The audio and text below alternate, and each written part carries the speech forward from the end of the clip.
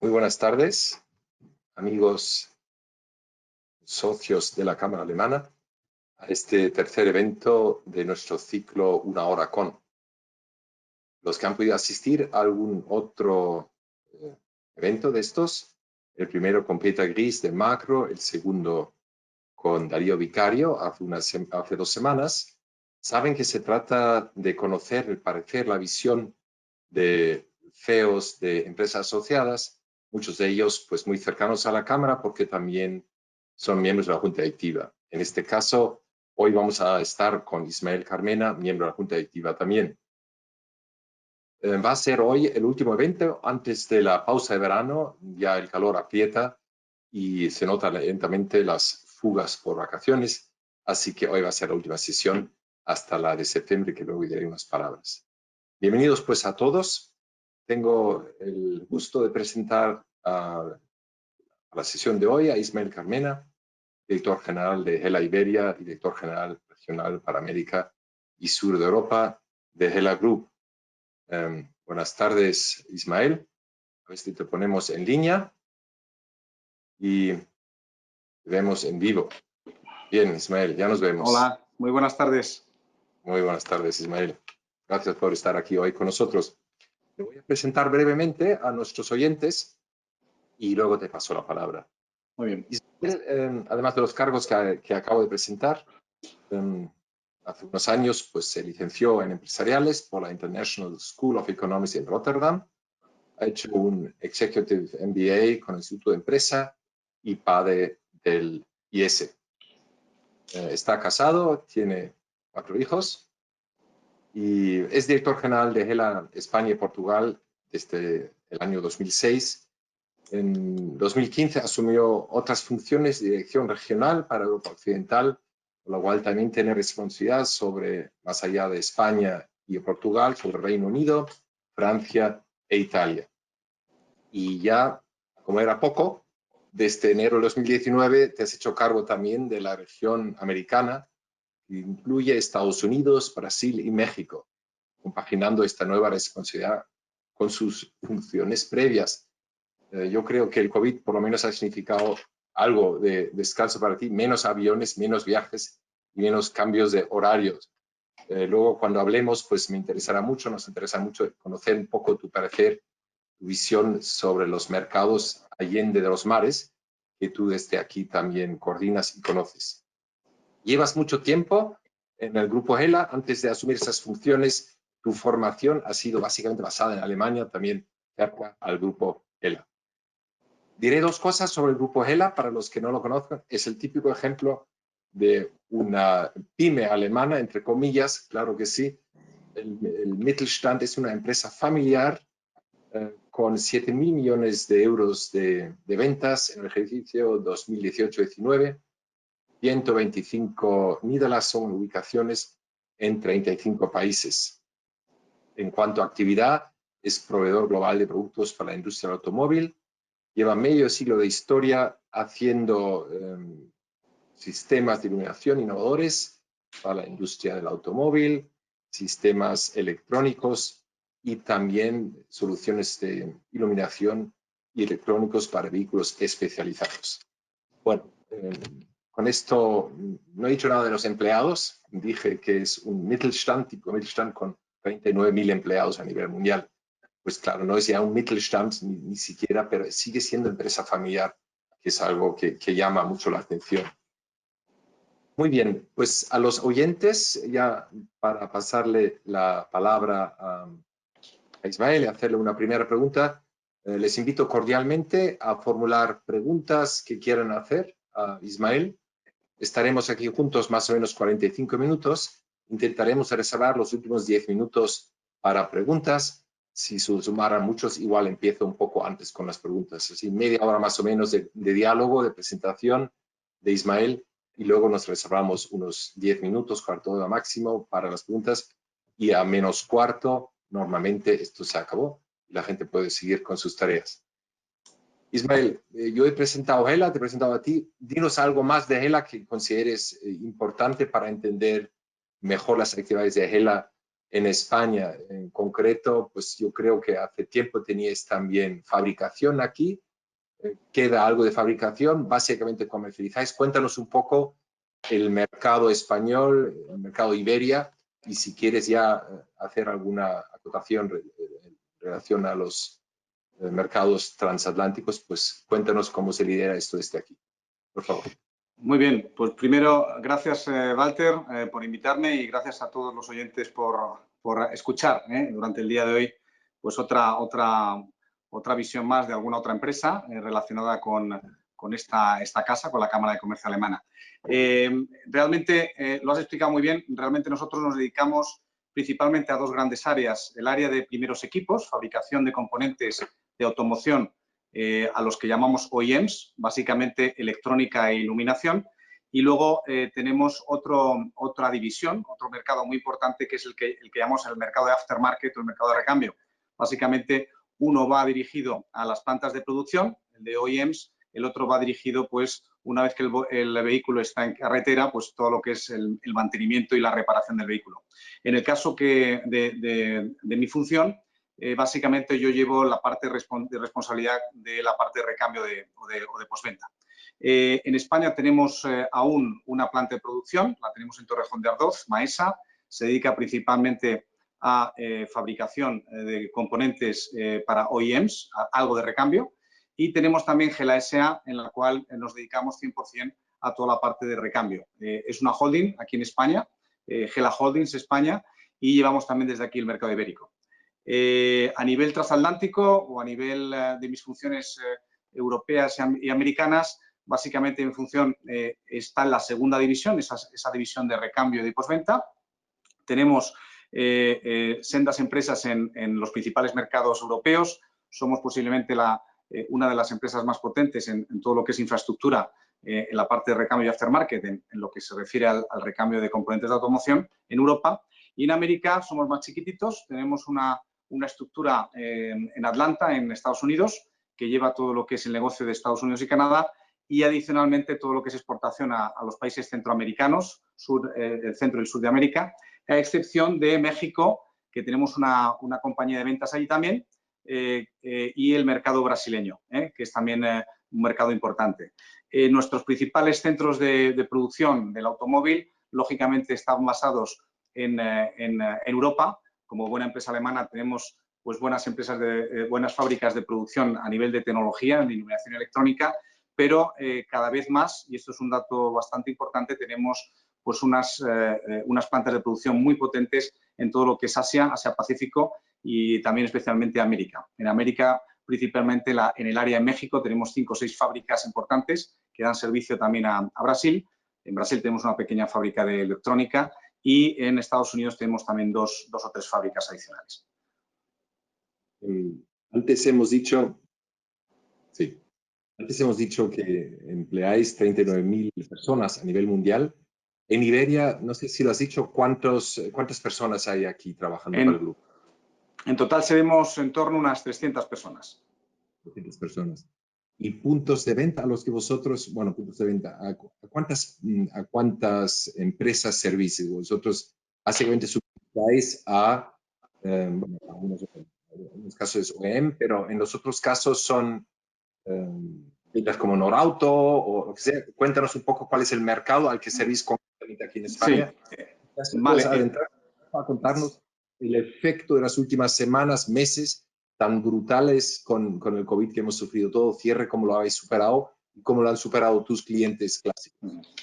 Bueno, quizá antes, si me permites, Walter, yo creo que todo el mundo lo conoce, la importancia que tiene el sector del automóvil en España. Nosotros, como sabéis, tenemos lo que es la industria del automóvil, es una industria fundamental, estratégica para nuestro Producto Interior Bruto. Unos pequeños datos, el 10% del PIB corresponde a todo lo que es el sector de automoción, el 19% de todas las exportaciones a nivel español vienen también del sector de automoción, 17 plantas de producción de automóviles en toda España. Somos el segundo mayor fabricante en automóviles de Europa, después de Alemania. El primero en vehículo comercial, el primero también, creo recordar, en motocicletas eléctricas. Damos básicamente todo el colectivo de la industria del automóvil dan empleo directo a 650.000 personas y en total, entre directo e indirecto, son casi 2 millones de personas que viven de este sector. Evidentemente, el COVID ha impactado fundamentalmente en España y fundamentalmente por dos razones. Una, la parte de primeros equipos. Por el confinamiento pues se ha cerrado todas las fábricas, igualmente la nuestra que tenemos en Madrid. Y en la parte de recambio hemos estado como servicio esencial, pero trabajando al 10% de actividad en los primeros 2 meses. Progresivamente eso se ha ido ampliando, ¿no? Entonces, el impacto importantísimo y bueno, luego si quieres pues hablamos un poquito de cuáles han sido los retos y cuáles han sido todos los cambios que hemos tenido, ¿no? Sí. En caso, más allá del reto del COVID, que de alguna forma casi todos lo hemos sufrido con ERTES, con confinamiento, con incapacidad de prestar nuestros servicios, el entorno del automóvil es complicado. Leía yo hoy que el CEO de Continental pues razonaba el cierre de una fábrica en México y otra, como sabemos, en España, la de Cataluña, la de Rubí, ¿no? Lamentablemente cierran. Y lo explicaba que a nivel mundial las ventas han ido bajando desde el 2017. En el caso de los coches hay una sobreoferta importante a nivel de vehículos. Y decía el artículo, no sé si él mismo lo dijo, que la presión sobre todo es luego para la empresa auxiliar del automóvil. Es decir, la industria del automóvil, los OEM tienen que encajar el golpe como sea y parte del golpe lo intentan transferir a la industria auxiliar. A Hella, ¿cómo le está afectando este cambio de paradigma casi de vehículo, de cambio de modalidad de moverse? Y por último también de una demanda, digamos, mucho más rezagada, más allá del COVID. ¿Cómo se enfrenta a la situación? Mira, yo creo que el reto principal no solo de Hella, de toda la industria del automóvil, sea fabricante, sea fabricante de primeros equipos o sea fabricante de componentes de automoción, en este caso la industria auxiliar que somos nosotros, se enfrenta al reto fundamental de cómo ser competitivos en costes y en tecnología, con un dato que tú has mencionado muy importante, con un sobredimensionamiento de producción a nivel mundial. Para que te hagas una idea, normalmente, históricamente, se producen en el mundo en torno a 85 o 90 millones de vehículos a nivel mundial.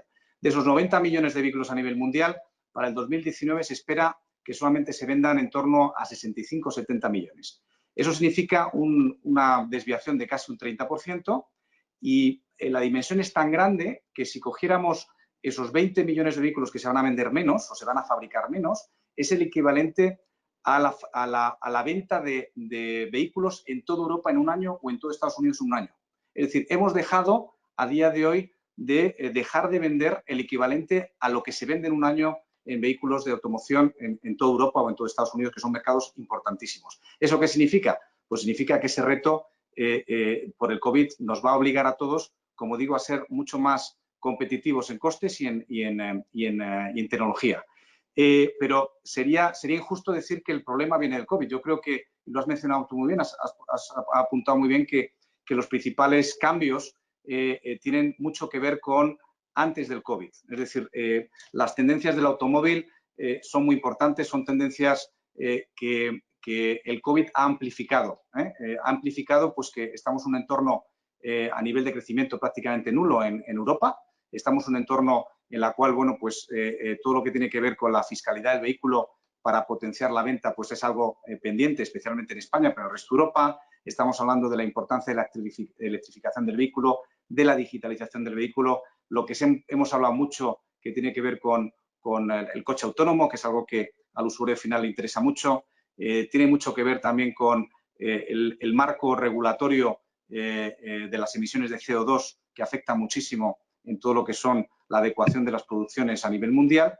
Y por último también, y no menos importante, es el cambio en el uso del vehículo. Es decir, aquellos que tenemos, bueno, yo tengo todavía niños pequeños, pero los que tienen ya chicos, hijos o hijas más jóvenes que ya empiezan a conducir, pues estamos viendo que hay un cambio también en el paradigma en el uso del vehículo. Es decir, menos uso del vehículo en propiedad, más uso del vehículo en lo que llaman el co-sharing o el uso compartido, ¿no?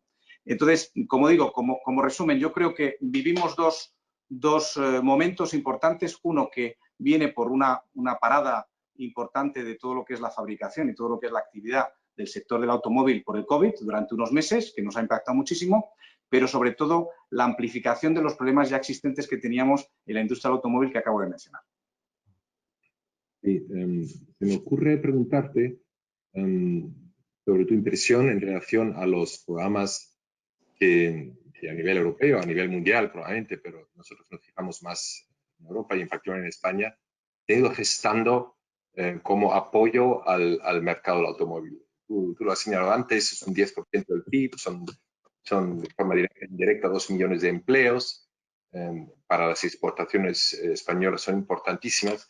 Pues no es extrañar que este gobierno, como gobiernos anteriores, haya lanzado un plan de reactivación, de fomento de inversiones. A nivel europeo, pues parece ser que con muy buenos ojos se ven pues, nacionales de fomento de renovar el parque móvil, etcétera. Me gustaría que dieras una valoración de lo que el gobierno aquí en España está haciendo para ayudar a la industria del automóvil. Tenemos el tema del CO2, que es pésima noticia para los productores, digamos, clásicos de combustión. Se fuerza de esta forma en toda Europa electrificación.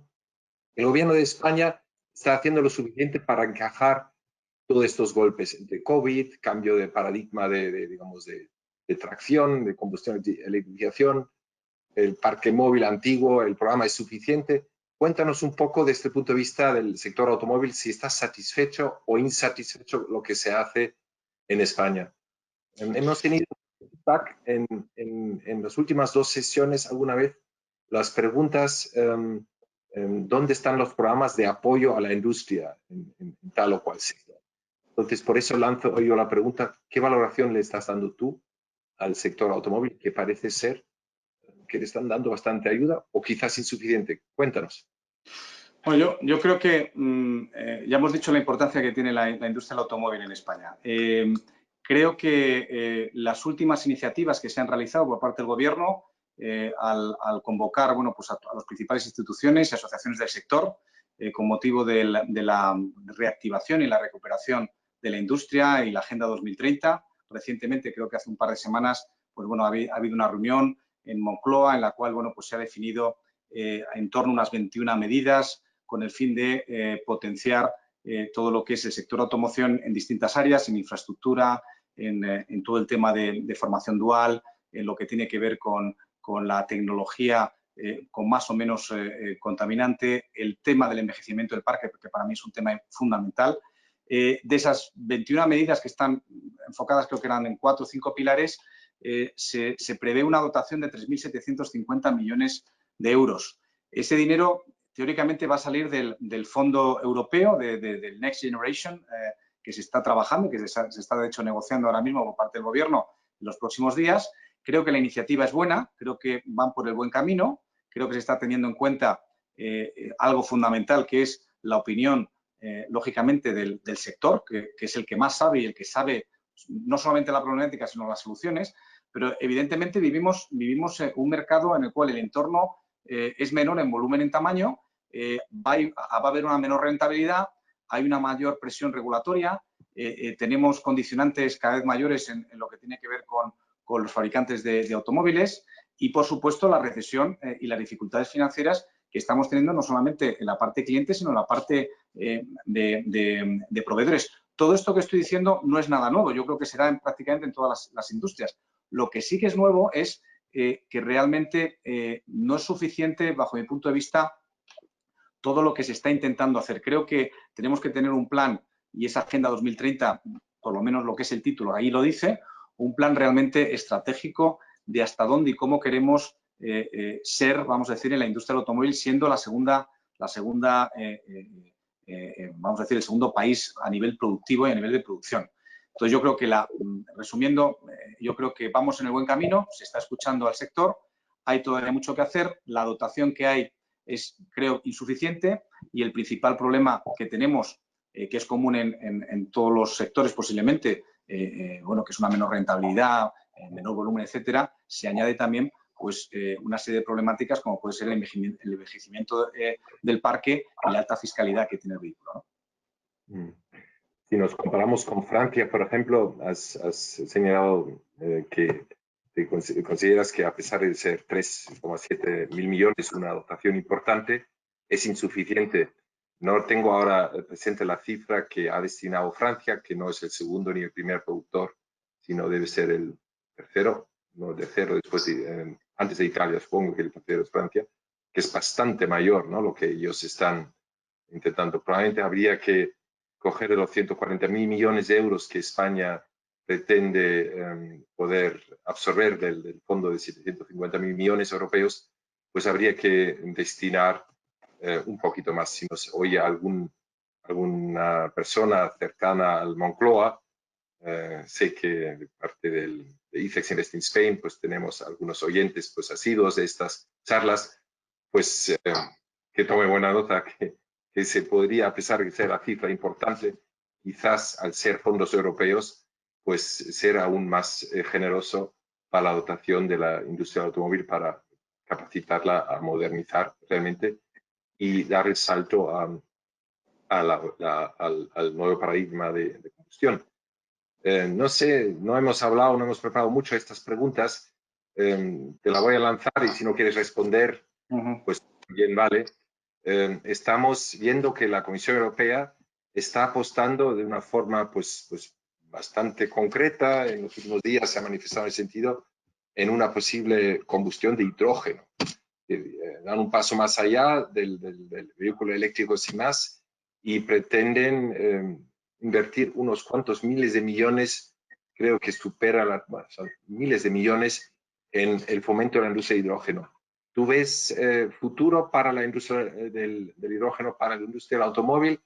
¿Hay ahí algo que no hayamos tenido muy en cuenta? Porque todos hablamos de electricidad, de pilas, de litio, de poner tal, pero de hidrógeno hasta ahora se habla muy poco. Y parece ser que es como una especie de caballero blanco que sale ahí y de repente, en lugar de salvar, pues... ¿Tienes alguna apreciación al respecto? Honestamente, Walter, no soy experto en este tipo de tecnologías y menos de la combustión de hidrógeno. Yo lo que creo, bajo mi punto de vista, que primero tenemos grandísimos profesionales y una industria muy competitiva, de las más competitivas a nivel mundial, y creo que lo más importante es no legislar sobre el tipo de tecnología que el vehículo tiene que utilizar, si es eléctrica, de combustión tradicional o de combustión de hidrógeno, sino marcar unas pautas, decir, oye, las emisiones del CO2 o las emisiones en contaminación por parte del vehículo tienen que ser estas en este periodo de tiempo y dejar que la propia industria investigue, revise y tome la decisión de qué tecnología es la más adecuada. Es decir, yo creo que, y es mi humilde opinión, sin conocer si esa tecnología es mejor o peor que las demás, creo que lo más importante es que marquen unas líneas en todo lo que tiene que ver con los límites y las restricciones de contaminación y que sea la propia industria la que libremente elija las distintas alternativas. Creo que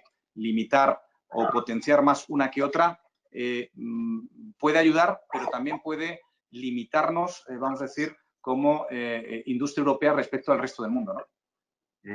Insisto, no te puedo contestar en esa opinión. Mi opinión al respecto es no limitar a la tecnología, sino limitar a la contaminación o los límites de contaminación que tiene que tener las emisiones de CO2 del vehículo. Principio de neutralidad tecnológica, ¿no? Claros objetivos, pero neutralidad tecnológica por parte del Estado. Nos llega una pregunta directamente dirigida a Hela. ¿Cómo afecta a Hela la migración a la electromovilidad si es que le afecta? Quizás diréis, no, es que somos diseñadores, damos soluciones de iluminación y la electromovilidad no nos afecta particularmente, o sí, os da cauce a nuevos productos, nuevas soluciones, o os deja no afectados, si la electromovilidad no tiene... Vamos a ver, nosotros, lo que pasa es que la electromovilidad es muy amplia. Realmente lo que se llama electromovilidad tiene muchas variables dentro del automóvil.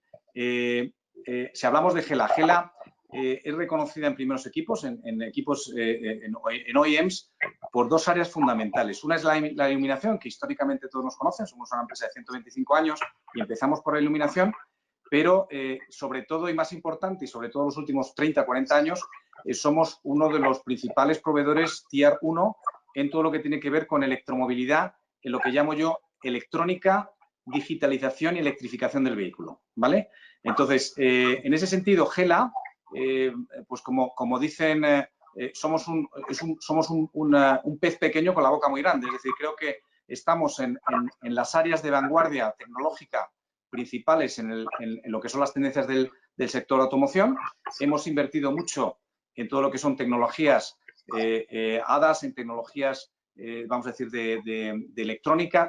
Tenemos además unos acuerdos y unas alianzas estratégicas importantes con especialistas en mecánica pura que quieren hacer la electromecánica directamente también con nosotros y básicamente, bueno, pues 1 de cada 3 euros que vendemos en el mundo tiene que ver con la electromovilidad en todos sus factores, ¿no?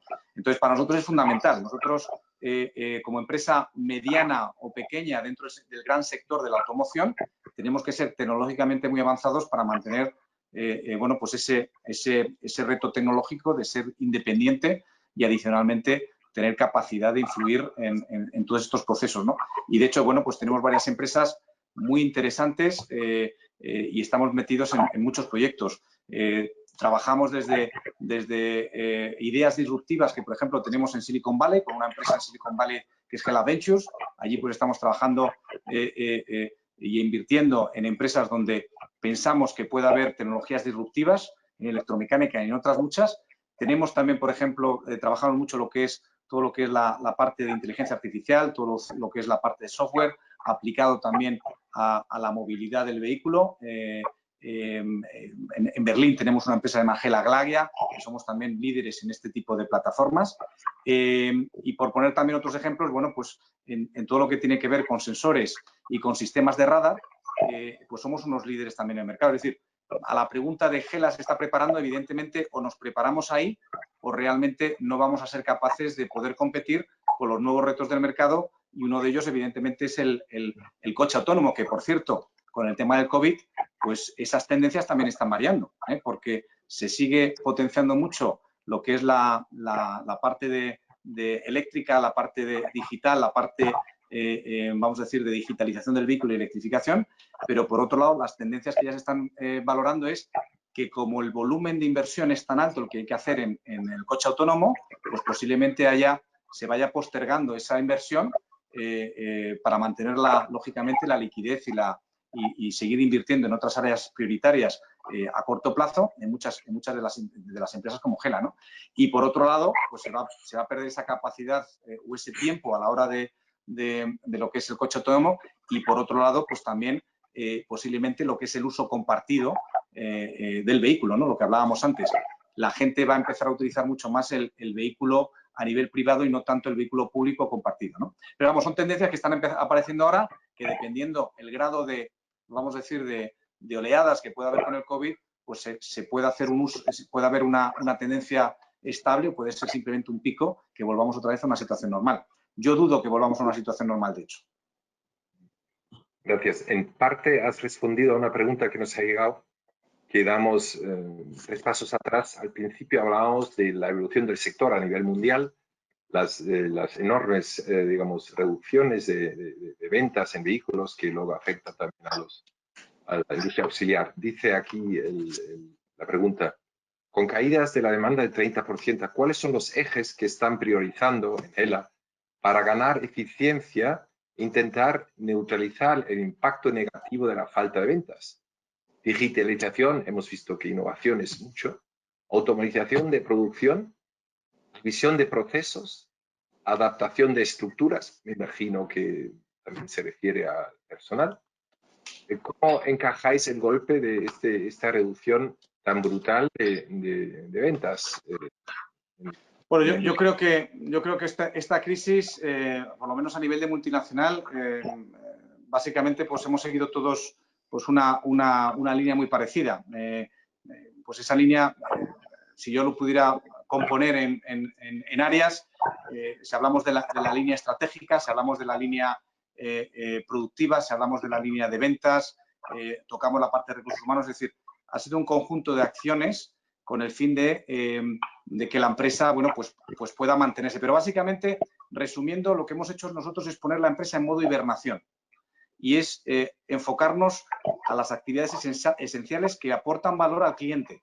Esa aportación de valor al cliente es muy distinta a la parte de recambio que la parte de primeros equipos. La parte de primeros equipos, evidentemente, si las fábricas de nuestros clientes están cerradas, lo que tenemos que mantener a nivel productivo es un aseguramiento de suministro, por lo menos de suministro urgente, programas de mantenimiento de utillajes, programas de mantenimiento de todo lo que tiene que ver con vamos a decir, con lo que es la fábrica, y a nivel de proyectos, lo que hemos hecho ha sido poner o congelar aquellos proyectos no esenciales o no estratégicos para la compañía y posponerlos, no cerrarlos, pero sí posponerlos.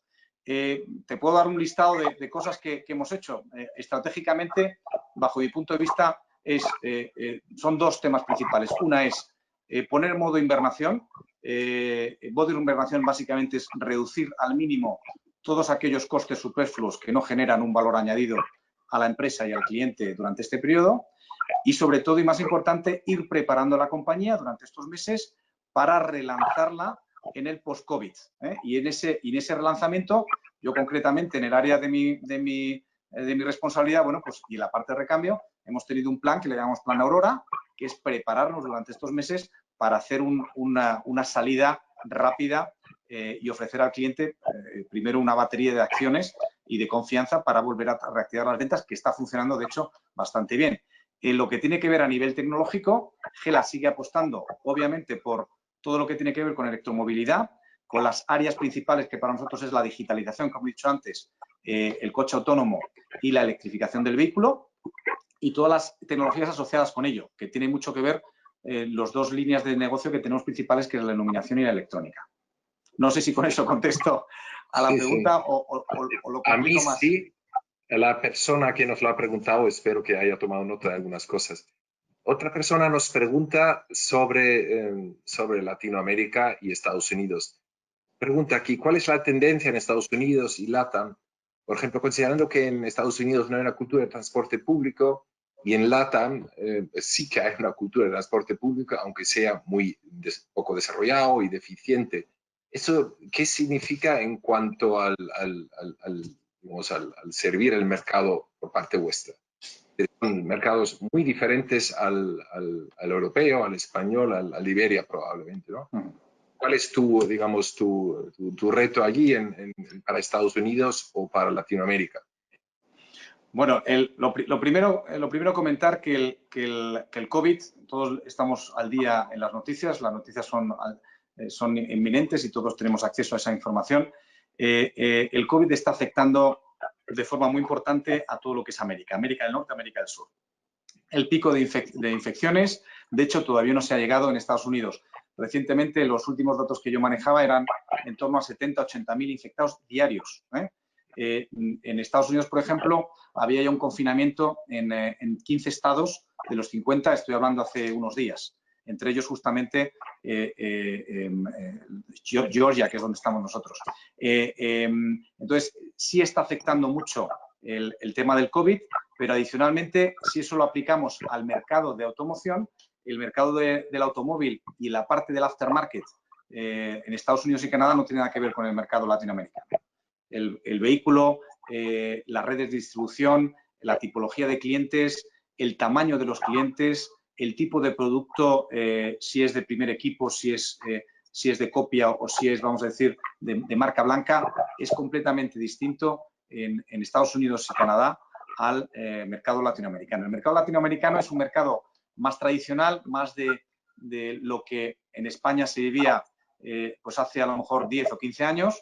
Es un mercado todavía muy fragmentado. Es evidente que están llegando grandes clientes y grandes plataformas, hablo siempre del recambio, distribuidores a nivel internacional, pero sigue siendo un mercado en el cual el tipo medio de cliente es un cliente pequeño, familiar, en el cual las relaciones humanas siguen siendo muy importantes. El mercado, el parque del vehículo es totalmente distinto, es un parque mucho más local, más asiático, y el parque europeo, como nosotros conocemos, es un mercado adaptado, un mercado europeo adaptado, modelos europeos adaptados al mercado latinoamericano. El cono sur de América Latina, que estamos hablando de Chile, de Argentina, Uruguay, etcétera, pues tiene un parque europeo de en torno al 40-45% similar al europeo, pero te vas inmediatamente después, te vas a Perú o te vas a cualquier otro país cercano y estamos hablando que el parque es prácticamente mínimo y a lo mejor hay mucho vehículo chino que aquí ni siquiera conocemos, ¿no? Y el mercado ya más de Brasil o el caso concreto de México son también parques muy diferentes al nuestro, con lo cual no es comparable, pero sí es comparable desde el punto de vista de distribución, el hecho de poder, vamos a decir, tener una similitud entre los países del sur de Europa y Latinoamérica por un lado, y en la parte de Estados Unidos y Canadá es totalmente distinto. Recuerdo, he cogido la revista para hacerte una pregunta ya en la última parte. Recuerdo haber cogido un taxi hace años, cuando estaba yo trabajando en Chile, taxi, coche coreano creo yo que era, y estaba yo admirado cómo funcionaba el coche y le preguntaba que cuántos kilómetros tenía. Me decía 800.000 kilómetros. Y el coche andaba tan tranquilo con 800.000 kilómetros. Así que son otros mercados, creo yo, sí, que hay que enfrentarlo de forma diferente. De hecho, ahora, perdona que te interrumpa, Walter, de hecho ahora, más que coger un taxi, lo que tienes que coger es un Uber, por todo el tema de seguridad, ¿no? Ya prácticamente el Uber se ha implantado como una nueva movilidad en Sudamérica y es un dato a tener en cuenta. Disculpa este pequeño paréntesis en la conversación.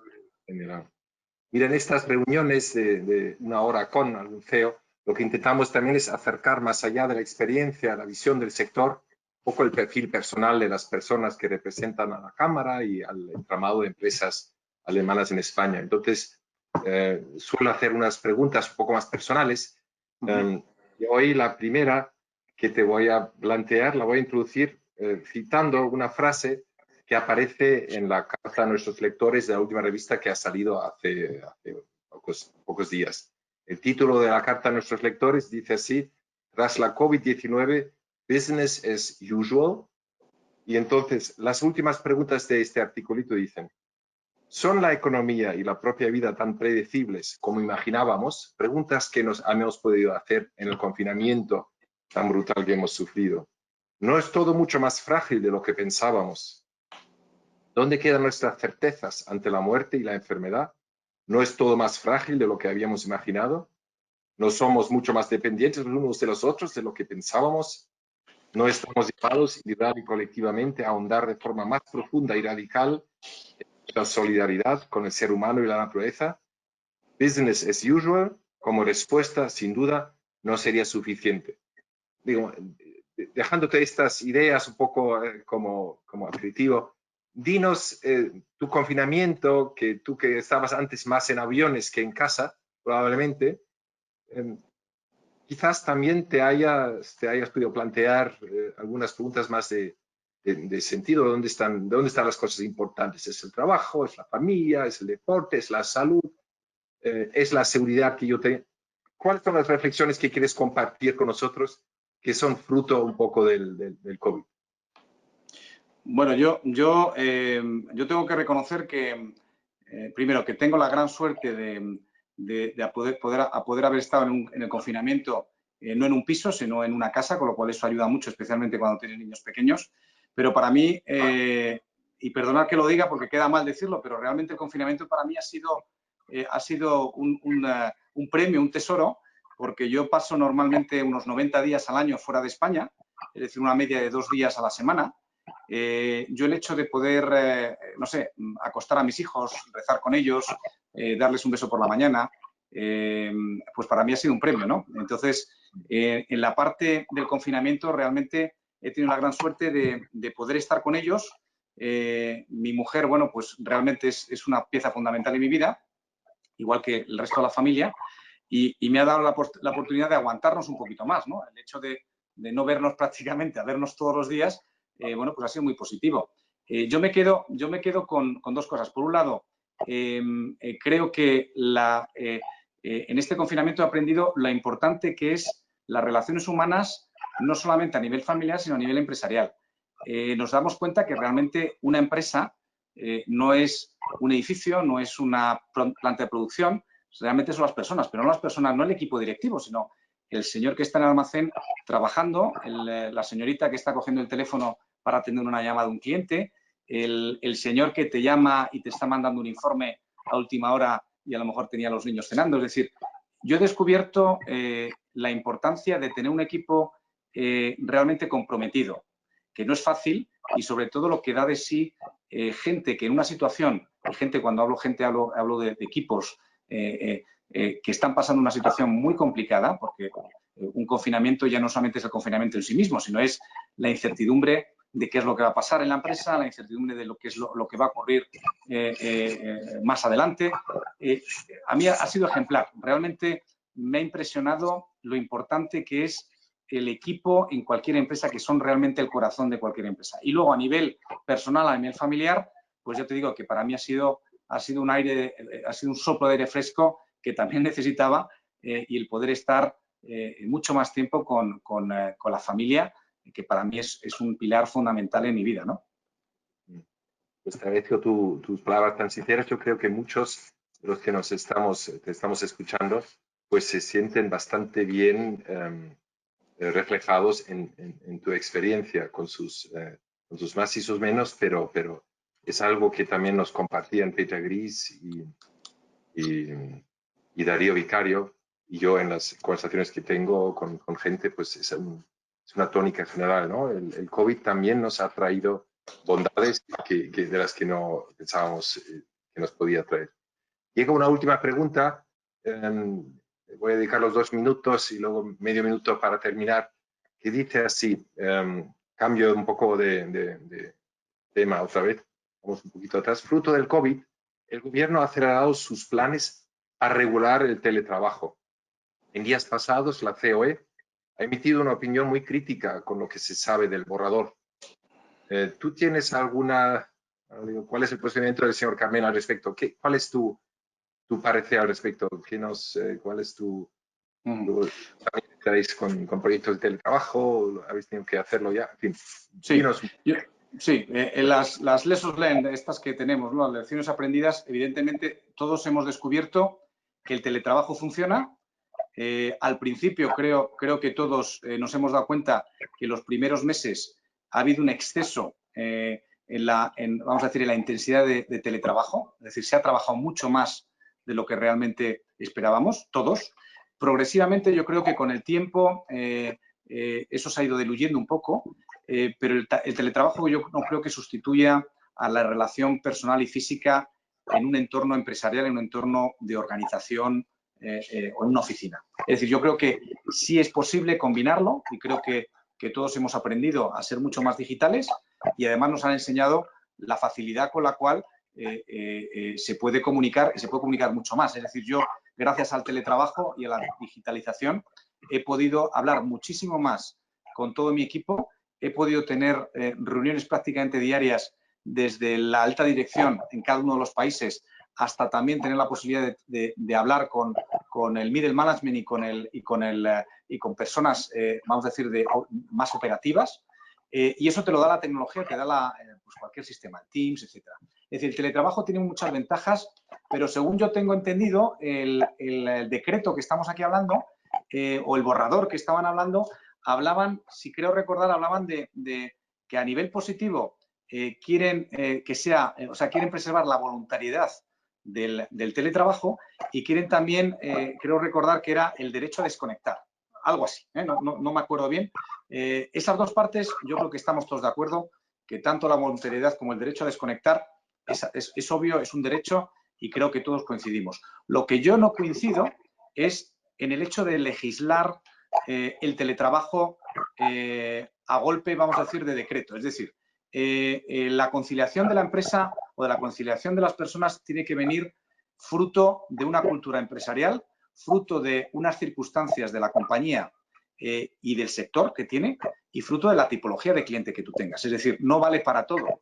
he escuchado, por ejemplo, que en el Real Decreto, bueno, en el decreto ley o el borrador de la ley, se estaba hablando de que la compañía tiene que hacerse cargo de todos los costes directos o indirectos de su puesto de trabajo. Yo lo voy a poner muy sencillo. Si yo ya tengo aquí unas oficinas y tengo aquí un lugar con espacio y con un lugar para sentarse, para reunirse, etcétera, ¿por qué voy a tener yo que adicionalmente hacer un esfuerzo obligatorio y obligado por parte del gobierno para la gente que haga teletrabajo? Al final, esa legislación o esa obligación de legislar y no de dejar que la propia empresa tome su propia iniciativa, que va a ser siempre mucho mejor, porque se va a adaptar a la circunstancia del sector y de la empresa en ese momento, con lo cual la solución que aporte la empresa va a ser infinitamente mejor que una solución común para todos que es un traje que no aguanta a todas las empresas.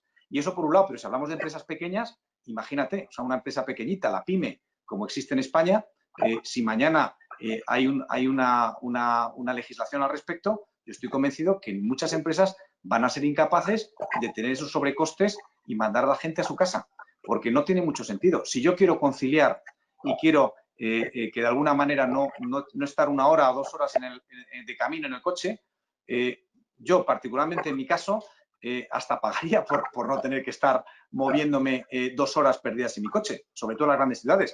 ¿Por qué voy a tener encima que tener unos costes adicionales, ¿no?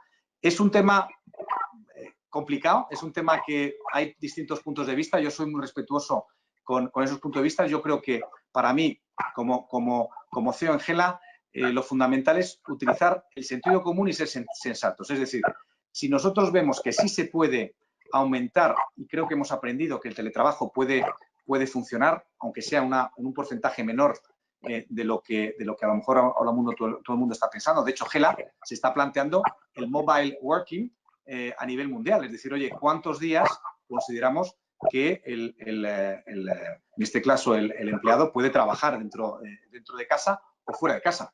Pero insisto, yo creo que legislar sobre eso es limitar la libertad que tienen las empresas de poder hacer una política mucho más adaptada a las necesidades que tiene el sector, el cliente y, por supuesto, también el empleado. Legislar en exceso en este caso precisamente mataría al primer interesado en esto, que es el empleado muchas veces. Sí. Y diré de nuestra propia experiencia de la Cámara y de muchos asociados con los que hablo, que para su gran sorpresa el deseo no es volver cuanto antes a la oficina, sino la gente se ha dado cuenta que trabaja muy bien de este teletrabajo y en realidad se quiere ahorrar los enormes costes de desplazamiento, de tráfico, de madrugar y hacer un buen trabajo. Si el gobierno al final legisla y recorta y lo hace difícil, al final dices, pues mira, todos a trabajar. Entonces, en el fondo no está dando ningún servicio al supuesto beneficiario de una regulación excesivamente... Exactamente, sí. Muy bien, pues vamos ya terminando.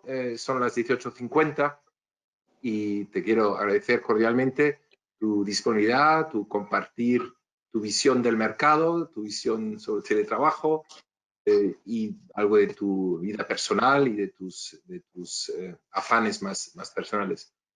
A todos los que nos han escuchado, muchísimas gracias por estar aquí. Les daré 2 indicaciones respecto a los próximos 2 eventos que nos esperan, pero que ya son septiembre. Es la hora con Julia Hillenbrand, directora general de Lufthansa, ya en septiembre. La fecha exacta la vamos a comunicar, probablemente sea el segundo miércoles del mes de septiembre y el cuarto miércoles otra señora, Anita Sonnenfroh, CEO de Carl Zeiss Iberia. Estáis muy invitados a participar y ya hasta entonces tenemos unas 6 semanas de calor y espero yo de mucho descanso para todos los amigos y socios de la Cámara. Gracias por el rato de haber compartido aquí con nosotros y hasta la vuelta de verano. Adiós. Hasta luego. Gracias, Ismael.